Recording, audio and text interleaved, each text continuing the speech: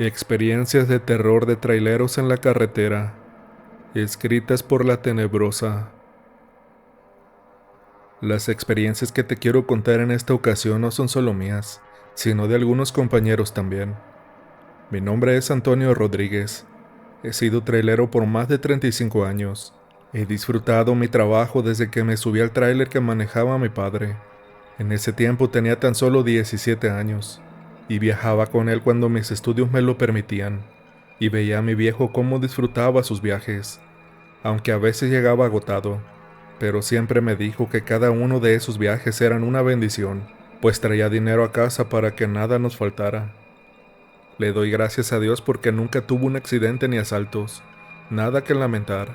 Esto último porque no trae en su conciencia algún accidente donde él haya sido el culpable.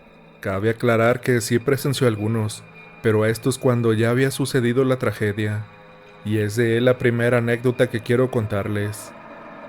Era el mes de enero del año 83. Recuerdo que a mi madre le había comentado que había tenido un sueño, donde veía que el camión se desbarrancaba, pero mi padre le decía que se tranquilizara, que en esta ocasión no viajaría solo. Iban dos camiones más de la misma empresa, y que cuando pudiera llegar a una ciudad, le llamaría por teléfono para que estuviera tranquila. El viaje que harían era de llevar insumos a la gente de la sierra, en Parral, Chihuahua, desde alimentos, cobijas, colchones y petróleo para las lámparas. El viaje sería de 2 días para entregar. Entre los compañeros de viajes de mi padre estaba don Simón. Este señor tenía muchos años de amistad con mi papá. Él viajaba muy seguido para ese lado de la sierra. El otro camionero, el que apodaban Chicho, y mi padre lo seguían en sus respectivos camiones.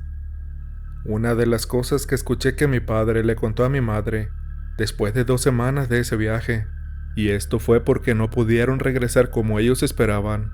Mi padre le contaba que todo iba bien, pero cuando llegaron a uno de los poblados a bajar lo que correspondía de insumos, don Simón iba a la cabeza dirigiendo los camiones, y fue el primero que entró en ese pueblo, seguido por Chicho, y luego mi padre. Cuando se bajó del camión, Chicho ya estaba a un lado del camión. Le dijo que si no había mirado una sombra oscura que estaba siempre pegado a don Simón.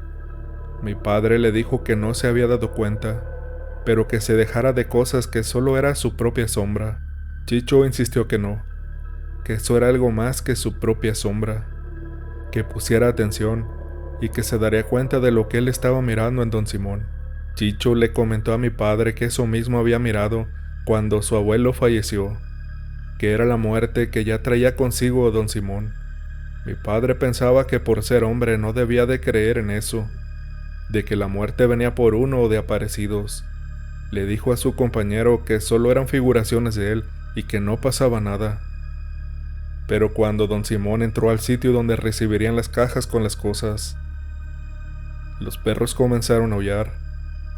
Era como si los animales se comunicaran unos a otros, que algo había llegado con nosotros. Don Simón seguía como si no se diera cuenta de lo que estaba sucediendo a su alrededor. Mi papá no quiso seguir pensando en lo que le habían comentado. No quería ponerse nervioso o sugestionarse de que la muerte viajaba con ellos, pues a veces no es a la persona a la que se le ve pegada la muerte, sino posiblemente sea otra la persona por la que haya venido. Descargaron sin retardo casi la mitad de los camiones, pues de los otros poblados que no había manera de llevárselos, bajarían o subirían por lo necesario. Una de las señoras del pueblo, que fue la encargada de darles de comer, mientras preparaba las tortillas se le quedaba mirando a don Simón. Ella y su hija conversaban en el idioma de la región y veían a don Simón de manera muy extraña. Mi padre les preguntó acercándose a ellas si pasaba algo. Las mujeres se miraban en complicidad como si debían o no decirme. La mujer mayor le dijo que la muerte viajaba con ellos, que tuviera mucho cuidado. Él no se lo quiso decir a Chicho, y a don Simón tampoco, pues sabía que se pondrían nerviosos, y quizá eso haría que tuvieran un accidente. El tiempo que duraron en esa comunidad, los perros no dejaron de aullar. Lo extraño es que no se veían por las calles empedradas de ese pueblo, sino que se escuchaban por los alrededores, por el monte. Pero don Simón no se daba por enterado de lo que estaba sucediendo. Solo exclamó con una palabrota que esos perros ya la traían con él. Ya tenía una semana escuchándolos, a donde fuera. Los perros le pelaban los dientes y gruñían. Algunos aullaban al verlo. De hecho, el gato de su hijo cuando lo miró se le erizaron los pelos y le hizo un extraño sonido, y no se le volvió a ver más. Por más que lo buscaron no lo encontraron. Salieron del pueblo y a medida que se alejaban, escuchaban los aullidos de los animales. Serían como las 3 de la tarde cuando empezaron a manejar en un camino algo cerrado. No había carros transitando por esos lugares, ni siquiera el camión urbano había pasado, y aunque iban despacio, esto por las curvas, apenas se alcanzó a distinguir a una persona a lo lejos, completamente vestida de negro, a un lado del camino. Lo extraño de esto es que pareciera que flotara, pues mi padre aseguró que estaba demasiado cerca de la orilla, como para que estuviera en tierra firme. No se movía, solo estaba ahí. Sintió un vuelco en el estómago. Por alguna razón sintió que algo malo iba a suceder, pues era una imagen que daba miedo. Y fue justo ahí donde estaba parado aquel ser, que don Simón se salió del camino. Chicho apenas se alcanzó a frenar. Mi padre también lo hizo. Lo único que recuerda es ver el polvo que salía de aquel barranco mientras el camión de don Simón caía, el sonido del metal golpeando las rocas, y bajó de su camión lo más rápido que pudo. Su compañero ya estaba a la orilla, viendo perplejo cómo éste se iba hasta el fondo. Toda la carga quedó dispersa, marcando un camino por donde había caído don Simón. La ayuda llegó horas después. Aquello fue sacado como de una pesadilla. Horas para poder comunicarse con la Cruz Roja, las personas adecuadas para el rescate de la empresa. Se les fue todo el día en la espera de ayuda. No había manera de bajar hasta donde estaba su amigo. Si acaso estaba vivo, con la espera ahí falleció. Terminaron de dejar los insumos y regresaron por otro camino. Para mi padre todo aquello fue un mal sueño. Tardó casi 2 semanas en recuperarse. No quería viajar ya, pero había que pagar la renta de la casa, comprar comida, pagar deudas. Chicho murió en un accidente 15 años después de esto. Fue cuando mi padre, a la edad de 65 años, decidió bajarse del camión. Yo para ese tiempo ya trabajaba de trailero. Mi madre me dijo tiempo después que ella tenía pesadillas antes de ese viaje. Veía exactamente lo mismo que le había contado a mi papá cuando volvió a casa. Marco Aurelio, uno de los estibadores, al escuchar la anécdota de mi padre, él comentó que fue camionero por alrededor de 7 años. Tuvo una experiencia similar, pero esto fue con un niño. Eso sucedió en los meses en que las intensas lluvias de aquellos años desbordaban los ríos, arrasando con todo lo que tuviera a su paso: casas, árboles, carreteras y puentes. Las filas parecían interminables, pues los autos iban y venían en un solo carril. Llamó por radio a la empresa para avisar que llegaría con retardo, aunque ya sabían las situaciones en las carreteras. Él avisaba en qué parte se encontraba, pues no fuera la de malas si le sucediera algún accidente. Ya por la noche, ya no se apreciaban automóviles, pocos transportes cruzaban por esos caminos, así como uno que otro trailero. Entre el estado de Nayarit y Sinaloa, comenzó a sentirse agotado, así que buscó una gasolinera con parqueadero, en donde pasar unas horas de descanso y continuar con su viaje.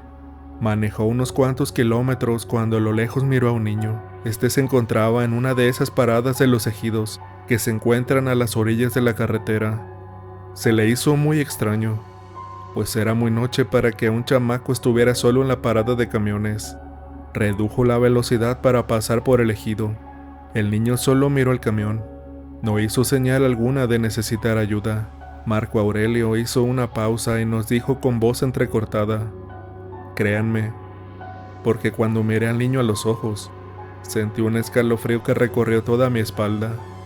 Nosotros estábamos a la incertidumbre por saber qué le sucedió». Siguió su camino, sin detenerse. Cuando miró por el espejo lateral, ya no se veía por ningún lado. Pensó que quizás se había bajado de la carretera y corrió hacia su casa. Trató de no pensar en él y llegó a donde quería, y descansó por alrededor de unas 4 horas. Llegó hasta Escuinapa de Hidalgo en Sinaloa y le descargaron. Ese día esperó por otro viaje para regresar a Tepic.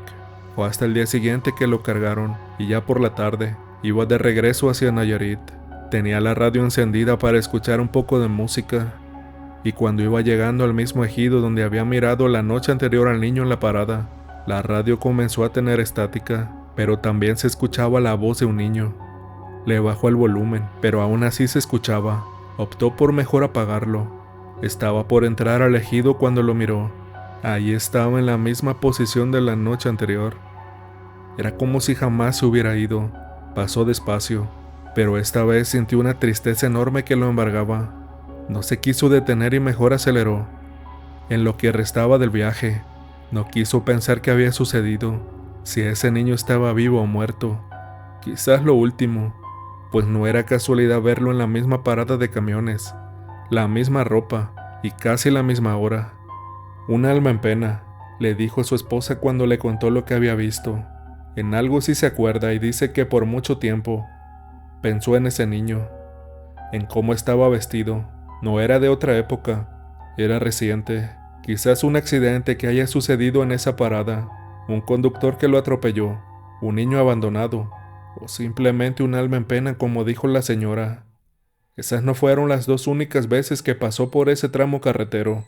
Lo hizo durante 2 años más hasta que se bajó de su tráiler, pues es diabético, y por recomendaciones médicas, ya no volvió a viajar nunca más. Su esposa lo acompañó en uno de sus viajes.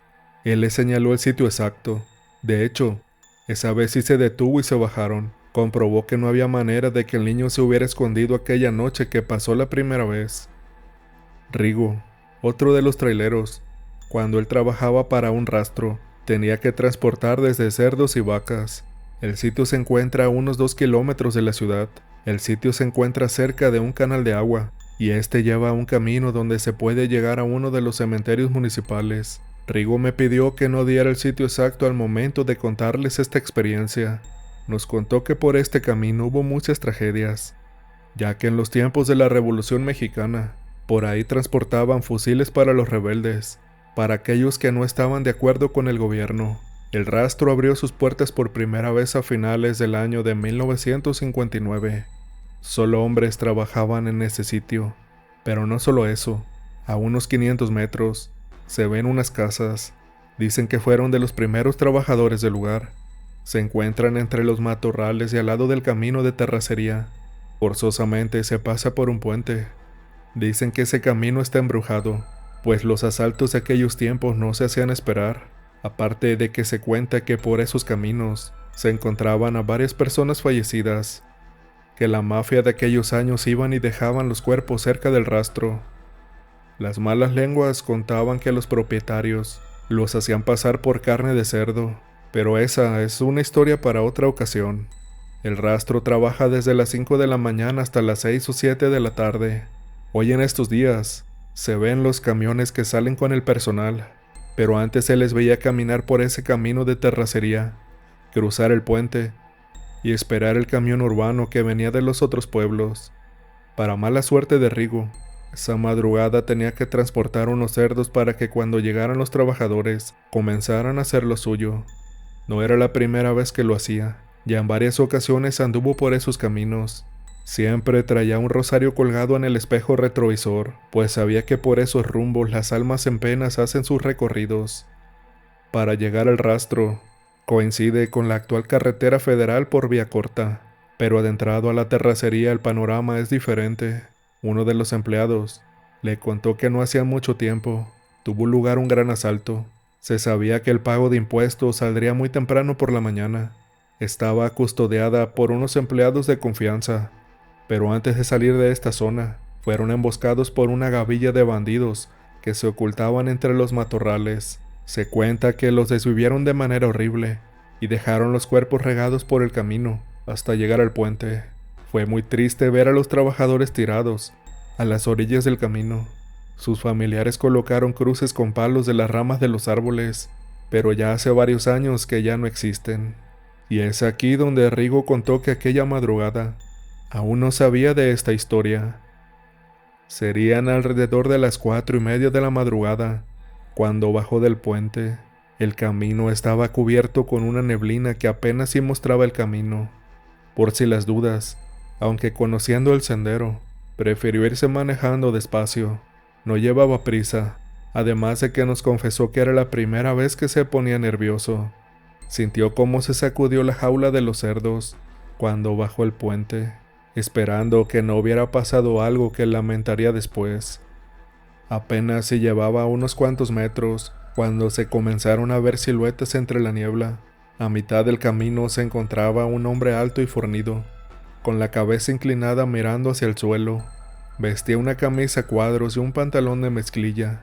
Parecía uno de los trabajadores del rastro. Los faros del tráiler lo iluminaron a medida que se acercaba a él. A unos escasos 2 metros, levantó la cabeza y mostró su rostro con cortes en él. Además a le faltaban los ojos, como si los hubieran arrancado. No pudo frenar a tiempo, pero cuando lo pasó, no se escuchó el golpe de que lo hubiese arrollado. Tuvo miedo de bajarse y siguió hasta que llegó al rastro. Se bajó muy nervioso de la unidad, y el guardia le preguntó si se sentía bien. Estaba pálido y tembloroso. Rigo le contestó que estaba bien, pero el guardia, ya con muchos años trabajando en el sitio, era muy difícil de engañarlo. Le preguntó qué había visto, o a cuál de todos los fantasmas que se aparecen en esa carretera había mirado. Le describió al joven de camisa cuadrada. El guardia supo de quién se trataba. Le dijo que hacía unos pocos meses lo habían ido a tirar a un lado del camino. Algún grupo de criminales o algún asalto que había salido mal. El guardia le dijo que era común a esas horas de la madrugada ver lo que uno no quiere ver, encontrar lo que no se desea. En ese camino desde siempre se ven apariciones. Le dijo que recordara que además llevaba al cementerio. Está a unos cuantos metros del rastro. Con el tiempo a Rigo lo contrataron en una empresa cervecera y ya no volvió a andar por las madrugadas por este camino. Ahora la siguiente experiencia que les voy a contar es mía. Quizás no es larga, pero es algo que me sucedió a mis inicios como camionero. Uno de los consejos que me dio mi padre fue que no le diera aventón a los que me encontrara en carreteras desoladas. Esas son almas que vagan por esos caminos. Pero uno nunca se prepara para algo como lo que me sucedió a mí. Estaba transitando por la carretera a Toluca, cuando a lo lejos divisé las torretas de las ambulancias y los federales ocupándose de que los autos siguieran su curso y no se detuvieran. De entre los autos que colisionaron en ese accidente, miré por ambos carriles un autobús de pasajeros, entre 5 y 6 autos pequeños, y un tráiler que se encontraba en la cuneta del lado de la carretera. Fue tenso ver los cuerpos de los fallecidos cubiertos con sábanas blancas u otras prendas porque eran demasiados. Supuse que eran los del autobús que había quedado en fierro retorcido. A medida que me acercaba al tráiler lo reconocí. Era de la misma empresa donde trabajaba en esos años. Matías era el nombre del conductor. Pasé despacio para ver si el compañero estaba bien. A unos metros del tráiler estaba Matías. Al verme me hizo la parada y apenas me detuve, se subió al tráiler. Le pregunté qué había sucedido y me dijo que el autobús embistió a todos aquellos que se encontraban a su paso. Le dije sonriendo que la había librado, porque quedó hecha una bola de escombros retorcida la cabina. Fue cuando me dijo que eso pasaba cuando las personas aún no les llegaba su hora. Faltaban unos 2 kilómetros para llegar a la ciudad. Matías se mantuvo en silencio. No le hice conversación, pues pensé que quizás iba a creer que quería que me contara qué fue lo que pasó realmente. Yo solo lo veía de reojo en ocasiones. Estaba muy callado y algo me hizo sentir incómodo. Me preguntaba cómo le había hecho para no tener ni un solo golpe o herida en su cuerpo. Además que noté que cuando se subió, el clima dentro de la cabina del tráiler se volvió muy frío. Y él estaba como si no sintiera nada. Ya estábamos entrando a la ciudad cuando me dijo que se bajaba en la gasolinera. La casa de su madre estaba a unas cuantas cuadras y quería verla antes de irse. Me detuve y le dije nuevamente que había tenido mucha suerte de librarla en ese accidente. Llegué como a la media hora a la empresa donde me descargarían, y uno de los guardias me dijo que se me había tocado ver el accidente hacía unas horas. Le dije que sí, estaba a punto de decirle que había traído a Matías y que su tráiler se había quedado en la carretera. Tuve que sentarme cuando el guardia me dijo que Matías había fallecido en el accidente, que quizás todavía no podían sacarlo de la cabina del tráiler, pues había quedado prensado entre los fierros retorcidos. Le seré muy sincero, pensé que se había sobrevivido, pues estaban los de la aseguradora en el sitio del accidente. La noticia me impactó mucho. Nunca había tenido un encuentro con lo paranormal hasta aquel momento. No quise contarle a nadie lo acontecido, pues sabía que algunos me dirían que estaba sacando partido de la muerte de un compañero. Al menos me alegro mucho de haber podido ayudar para que llegara al lado de su madre y se despidiera de ella, y no que se quedara como muchos de esos fantasmas que repiten día a día el mismo accidente donde perdieron la vida. A los días remolcaron el tráiler de Matías. Algunos fueron a dejarle flores y veladoras. Yo tuve que verlo pues se me hacía imposible que yo lo haya visto unas horas después de su muerte.